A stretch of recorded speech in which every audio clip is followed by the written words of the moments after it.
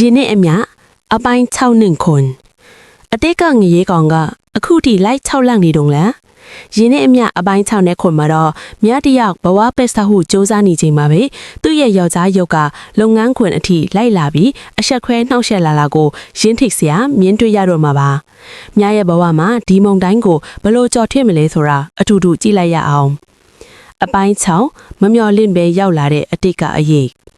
မြတ်ဟာသူ့ရဲ့အရေးချင်းရဲ့စူးစမ်းမှုကောင်ရုံးမှာနေရာတနေရာရလာပြီးအားလုံးရဲ့အတိမတ်ပြုမှုကိုစတင်ရရှိနေတဲ့အချိန်ပေါ့ဒါပေမဲ့အဲ့ဒီပျော်ရွှင်မှုတွေကခဏလေးပဲခံခဲ့ရပါတယ်မြတ်ရဲ့ရာချာကြော်မင်းကမြတ်ရဲ့အလုပ်လိပ်စာကိုစုံစမ်းပြီးရုံးရှိအထိရောက်လာခဲ့တာဗျာ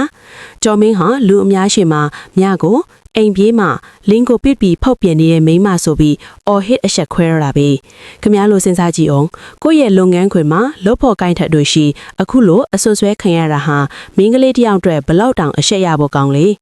မြခင်ဗျာမျက်ရည်တွေနဲ့တောင်းပန်နေပေမဲ့ကြော်မင်းကတော့မြကိုအလုတ်ကနေထွက်အောင်အထိရည်ရွယ်ချက်ရှိနှုတ်ဆက်နေတာပါအပိုင်းခွန်မင်းခန့်ရဲ့ကြာဝင်ကူညီမှုနဲ့မြရဲ့ခံနိုင်ရည်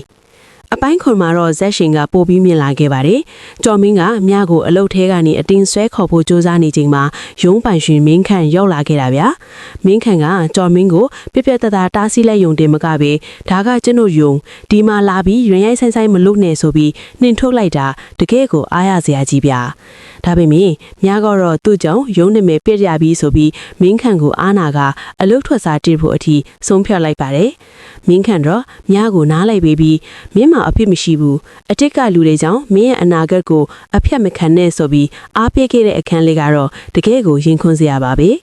ကျော်မင်းကတော့ဒီလောက်နဲ့လက်မလျှော်ပဲမြကိုပို့ပြီးဒုက္ခပေးဖို့တခြားလူယုံမာရီနဲ့ပေါင်းပြီးအစီအစဉ်တွေဆွဲနေပြန်ပြီလီသုံးသက်ချက်